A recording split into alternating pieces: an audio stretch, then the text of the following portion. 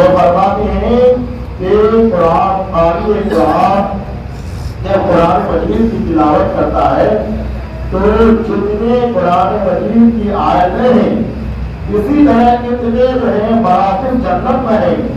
جب وہ بڑھ کر کے اس دنیا میں جائے گا تو اس دنیا سے جائے گا تو رب تبارک تعالیٰ ارشاد فرمائے گا کہ اے قاری قرآن تم قرآن مجید کی تلاوت کرتے جاؤ اور آگے جنت میں بڑھتے جاؤ. جتنے بھی مراحل ہیں جتنے بھی مرتبے ہیں ایک ایک قرآن مجید کی آیت پر پڑھو اور ایک ایک درجہ جو ہے بلندی تک پہنچو. حتیٰ کہ جو ہے قاری قرآن مجید پر جو دنیا میں تلاوت کرتا تھا پھر وہ جنت کے جو ہے مرتبے میں داخل ہو گئے. ایک آیت تلاوت کرے گا ایک مرتبہ آگے بڑھے گا ایک پھر تلاوت کرے گا پھر آگے بڑھے گا. حتیٰ کہ قرآن مجید کی جو ہے مکمل آیتوں کو تلاوت کر کے جہاں انبیاء کرام کا معزز مقرب محل ہے مراتب ہے رب تبارک تعالیٰ وہاں قرآن مجید کی تلاوت کرنے والے کو حافظ قرآن کو قاری قرآن کو وہاں جگہ عطا فرمائے گا. اور سوچیے کہ قرآن مجید پڑھنے والوں کے لیے کس طرح جو ہے عظمت و رفعت کا مقام ہے. یہی قرآن مجید ہم لوگ قرآن مجید سے غفلت برتتے ہیں. یہ قرآن مجید جب نازل ہوا تھا رسول اکرم صلی اللہ علیہ وسلم جب اس کی تلاوت کرتے تھے تو اس کی فصاحت بلاغت اور اس کی جو ہے ایسے اثر ہوتا تھا کہ کفار مشرکین قرآن مجید کی تلاوت کو سنتے تھے تو فوراً داخل اسلام ہو جاتے تھے.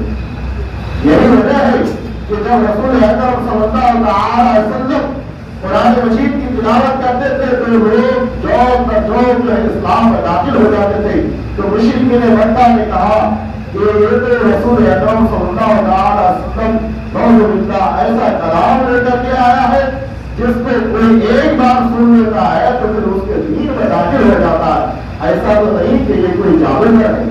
رسول اکرم صلی اللہ علیہ وسلم کو مشرکین مکہ جادوگر کر کہا تو رب تبارک تعالیٰ سورہ بقرہ میں ایسے لوگوں کو جواب دیا کہ اے مشرکین مکہ تم میرے محبوب کو کہتے ہو کہ یہ خدا کا کلام نہیں ہے کسی اور کا کلام ہے.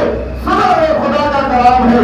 اگر تم اس دعوے میں سچا ہو کہ خدا کا کلام نہیں ہے تو بلاؤ اپنے ہم لوگوں کو اپنے یار اپنے مددگار کو سوائے اللہ کے جسے چاہو بجا لو اور قرآن مجید کے مثل ایک آیت بنا کر کے پیش کر دو.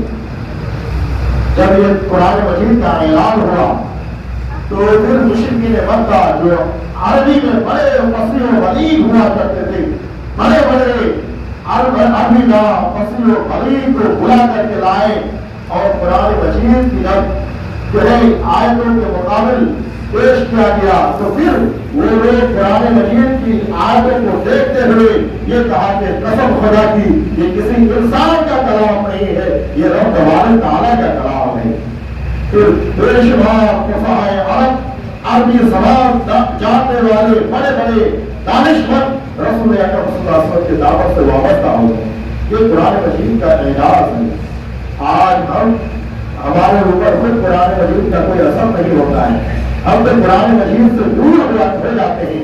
اللہ کے رسول صلی اللہ علیہ وسلم ارشاد فرماتے ہیں کہ جس گھر میں قرآن مجید کی تلاوت ہوتی ہے وہاں سے شیاطین دور ہو جاتے ہیں.